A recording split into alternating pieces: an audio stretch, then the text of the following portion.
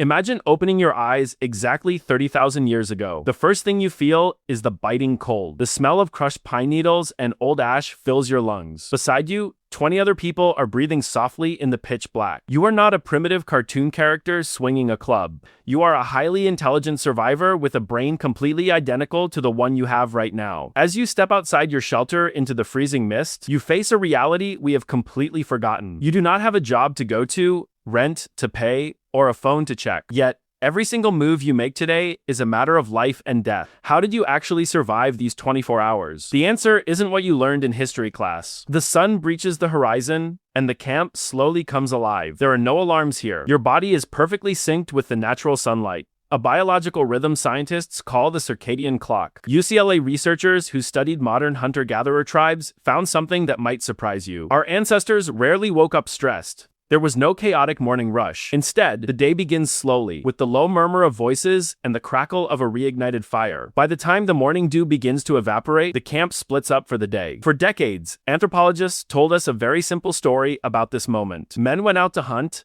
and women stayed behind to gather. But what archaeologists discovered recently in a burial site in the Andes Mountains completely shattered that illusion. They unearthed a 9,000-year-old female skeleton buried with a massive, heavy kit of big game hunting weapons. It turns out you do not survive the Ice Age by leaving half your population out of the hunt. Survival was a team sport. You set out into the tall grass. Your eyes scan the dirt, reading bent twigs and crushed leaves like a morning newspaper. But you aren't sprinting wildly after mammoths. Humans are not the fastest animals on Earth, but we possess a bizarre secret weapon: sweat. We are the greatest endurance runners on the planet. You can track an antelope for miles, simply walking it into absolute exhaustion under the harsh midday sun. Yet, here is the most unexpected fact about your ancient diet. Despite the glory of the hunt, meat isn't actually keeping your tribe alive. Scientists analyzing fossilized dental plaque have revealed that up to 80% of an ancient human's daily calories came from gathered plants, roots, nuts, and roasted tubers.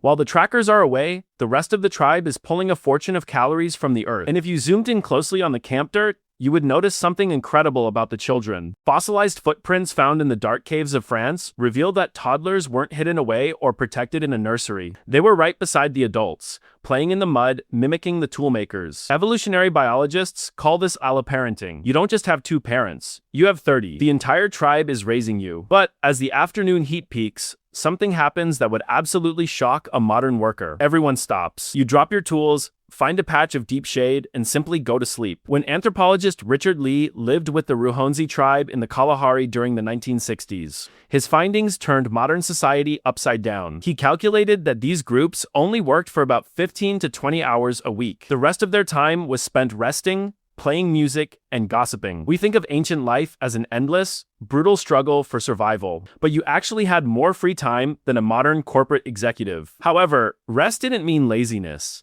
As the afternoon cools, your hands are busy. You strike a piece of flint against a rock, knocking off flakes thinner than a modern razor blade. This isn't primitive rock bashing. It is a highly advanced geometry puzzle. Scientists recently discovered that early humans even manufactured their own superglue, heating birch bark at incredibly precise temperatures to attach stone blades to wooden spears. Without a thermometer or a laboratory, you were a master chemist. By late afternoon, the hunting and gathering parties return. This is the most crucial moment of the day. Imagine you didn't catch anything today, but your neighbor brought back a massive haul. Do you starve? No. You eat perfectly well. There is no money here, no banks, and no debt. Instead, there is an invisible, unbreakable web of trust. You share your food today, knowing exactly who will share with you tomorrow. Evolutionary psychologists believe this intense social bonding is the real reason our species conquered the planet. We survived because we took care of each other. Then, the sun drops below the horizon. The temperature plummets. In the center of the camp, the fire blazes to life. But this fire isn't just for cooking or keeping the predators away. It is the birthplace of human culture. Anthropologist Polly Weisner spent months recording the daily conversations of tribes in Africa and noticed a fascinating pattern. During the day, 99% of all conversations were about practical things: food, travel routes, complaints.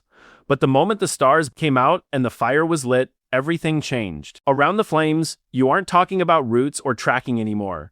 You are telling stories. You are talking about the spirit world, the distant ancestors, the true meaning of the stars. The firelight flickers on the faces of your family, expanding your imagination in the dark. This nightly ritual literally rewired the human brain, giving us the capacity for myth, religion, and complex society. Eventually, the stories fade into whispers. You lay back on a bed of woven grasses, but the camp is never completely asleep. Scientists studying tribal sleep patterns discovered that at any given moment in the night, at least one person is awake. It is an evolutionary defense mechanism. Some people are natural night owls and others are early birds, perfectly designed by biology to ensure someone is always guarding the fire. You close your eyes, feeling deeply connected to the earth, the stars, and the people breathing softly beside you. Tomorrow, you will wake up in a modern bed. You will look at a glowing screen, commute in a metal box, and sit in a room breathing artificial air. You have completely conquered the physical world, but deep inside your DNA, you are still that person sitting around the campfire 30,000 years ago. We built a world of infinite comfort, but we often feel more isolated, more stressed, and more exhausted than the ancestors who fought the Ice Age. Because perhaps, while we spent thousands of years upgrading our tools, we completely forgot how to spend our days.